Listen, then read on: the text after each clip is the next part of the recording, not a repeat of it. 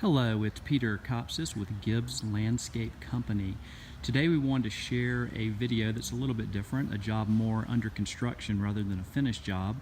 You can see the front foundation of this home where we've ripped out all the tired and dated overgrown material and have replanted with things that are going to be much nicer in the long run.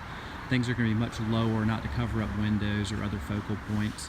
You can see a lot of the hydrangeas we have in here, the soft caress mahonia, azaleas, a lot of the ogon. Some of the bare spots right there are going to be actually seasonal color beds. Over on this side of the property, we've incorporated more hydrangeas, hostas, and some different varieties of camellias on this side.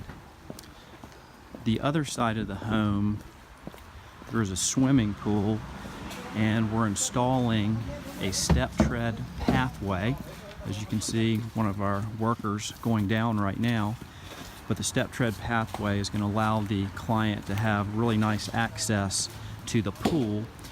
And this was something they really wanted as well, due to having their guests be able to access the pool when they come and visit.